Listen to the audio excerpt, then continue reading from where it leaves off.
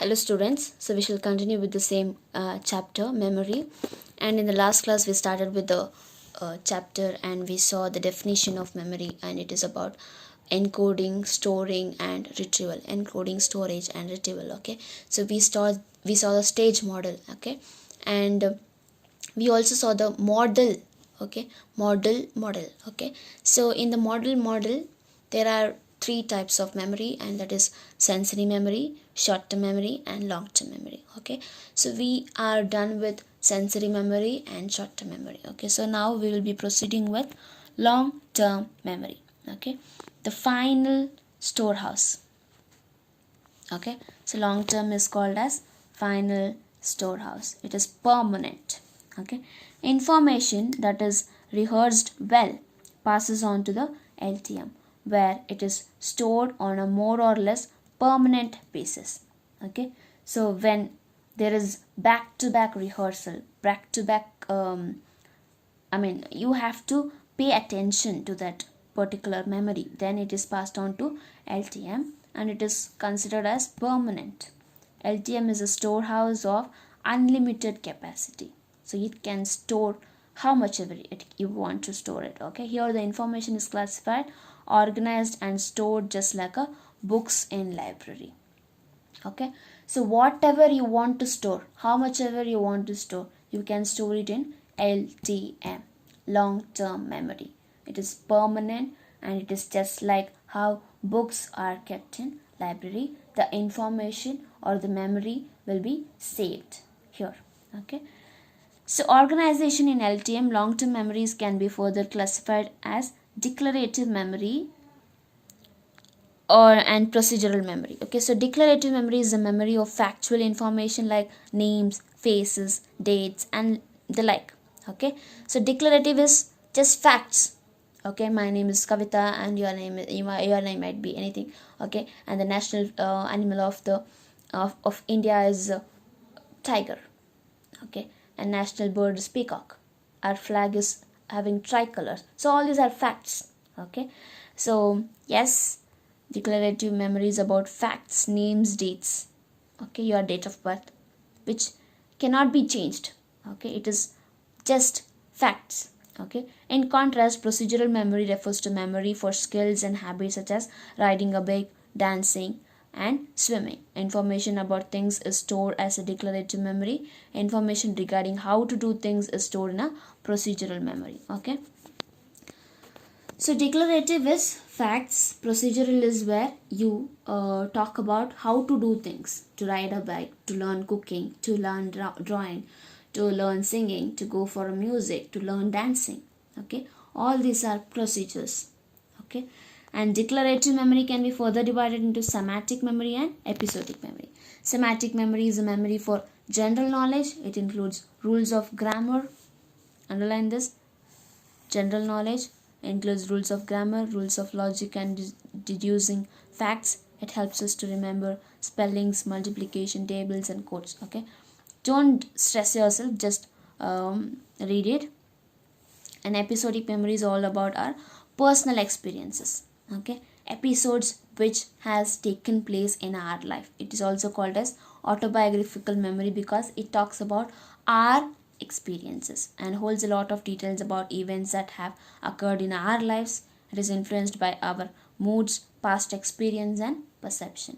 Semantic is basically the general knowledge which everyone needs to know, like grammar, rules to be followed in to live in a society. Okay, episodic is our based on our experiences, personal experiences. Okay, so you can just see this table so that it is easy for you to understand. Long term memory, first it is divided into declarative memory and procedural memory. Declarative is factual information, example the sky is blue.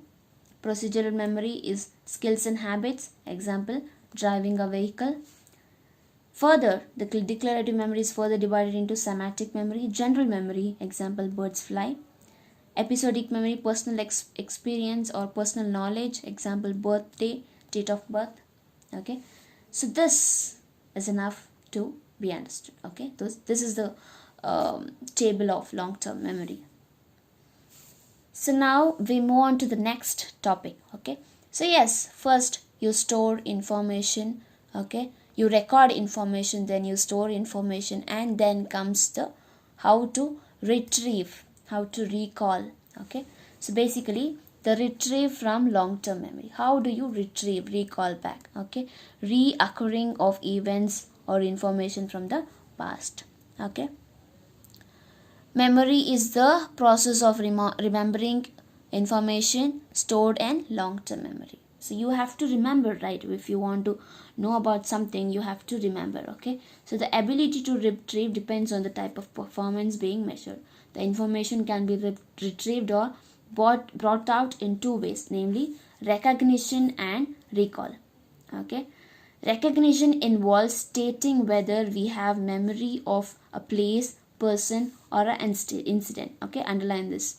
Involve stating whether we have memory of a place, person, or incident. For example, identifying a suspect in a police lineup, or answering true or false of a few statements, matching two lists of words, pick and choose the correct alternative of the 4 or 5 words. Okay, so basically facts. Okay, where you recognize. Okay, you recognize a place or a person or a incident. That is called recognition. Okay, then we have recall.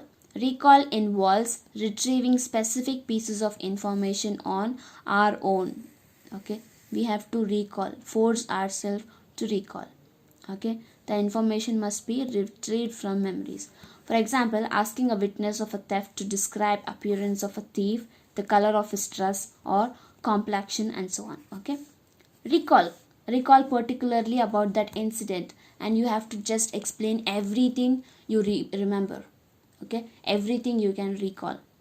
Okay, for example, if you have seen a thief, okay, the police will ask you what dress he was wearing. Okay, and what is his complexion, what he was holding, was he drunk, okay, was he having any weapons.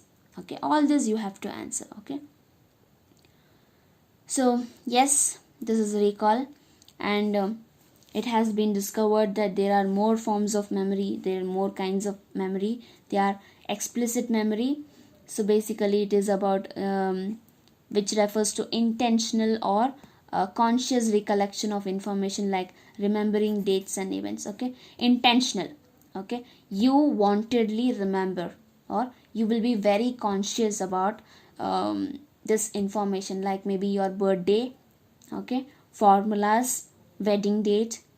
Okay, so all these are explicit. Implicit refers to memories of people are not directly aware, but this can be affect subsequent performance and behavior. For instance, a student may always underline and margin while writing the answers, but may not remember when he learned to do this and who taught him to do this. Okay, so implicit is basically without conscious you will be doing that. Okay, and you will not be aware of you doing that. Okay, things that people do not purposefully remember. Okay, here people will not purposefully remember that things they are doing. Okay, unintentional. Okay, and singing song while brushing teeth, all this are, you will not purposefully do that or intentionally do that. Okay, okay, so Roger Brown and James Kulik labeled vivid recollections of surprising, shocking. Okay, and there are other two types of memories. Those are autobiographical memories, provides us with a sense of identity that evolves and changes as we build up a store of episodic memories about events we have experienced. Memories for experience that occurred in childhood. So, for example, wedding, birth of child. So all these are autobiographical. Basically, your own experience. Okay, autobiographical refers to your experiences. Prospective memory. This involves planning ahead for whatever we need to do later. We set the alarm clock to wake up the next day morning to attend some important work, or for catching an early morning flight. Remembering to reply to a mail, or which is common in everyday life. Okay, so you plan, you think about what to do next. That is prospective memory. Okay, so we shall stop here.